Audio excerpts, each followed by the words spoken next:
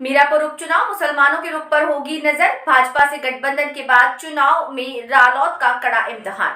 इस सीट पर करीब 1.25 लाख मुस्लिम मतों पर सबकी निगाह है। सपा से सुंबुल राणा, बसपा से शाह नजर और असपा से जाहिद हुसैन चुनाव मैदान में। रालोद भाजपा गठबंधन में मिथिलेश पाल को टिकट मिला है। इस सीट पर करीब 1.25 लाख मुस्लिम मतों पर सबकी निगाह है। सपा से सुंबुल राणा, बसपा से शाह नजर और आसपा से जाहिद हुसैन चुनाव मैदान में। रालोद भाजपा गठबंधन से मिथिलेश पाल को टिकट मिला। मीरापुर उपचुनाव में मुस्लिमों का रुख नतीजे तय करेगा। मतदान प्रतिशत से लेकर मुसलमानों के साथ प्लस के समीकरण पर चुनाव टिका है। जाट मुस्लिम और दलित मुस्लिम के फार्मूले पर असर यहां चुनाव के नतीजों को प्रभावित कर चुका है। मीरापुर क्षेत्र के कवाल गांव में ही करीब 11 साल पहले भड़की दंगे की चिंगारी से मुजफ्फरनगर जल उठा था।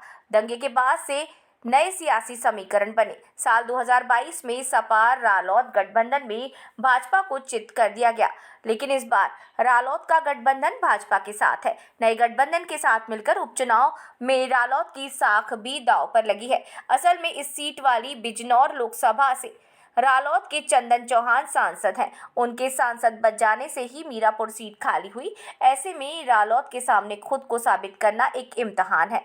करीब 1,20,000 मुस्लिम मतों की चाल पर सबकी निगाह है। सपा से सुंबुल राणा, बसपा से शाह नजर और असपा से जाहिद हुसैन चुनाव मैदान में है।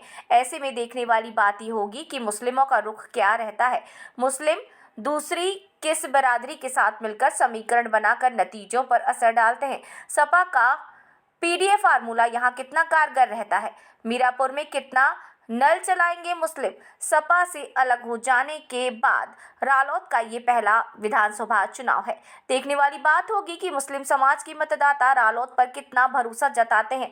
यहीं से साल 2027 के समीकरण भी बनने शुरू हो जाएंगे।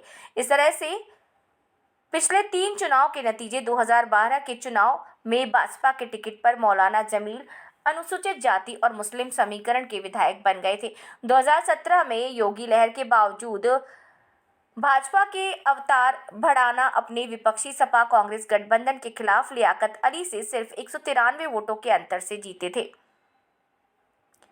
2022 में मुस्लिम, जाट और गुर्जर मतों की बदौलत चंदन चौहान जीत गए थे, लेकिन अब की बार मीरापुर विधानसभा सीट पर उपचुनाव में 4 मुस्लिम प्रत्याशी इस चुनावी मैदान में उतर कर आए हैं।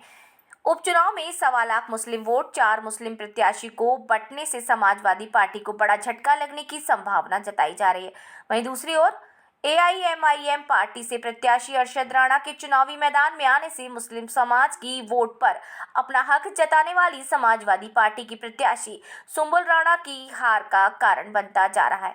इस चुनाव मैदान में समाजवादी पार्टी के कद्दावर नेता कादिर राणा भी अपनी पुत्र वधू के पक्ष में वोट मांगकर बड़ी जीत के दावे कर रहे हैं।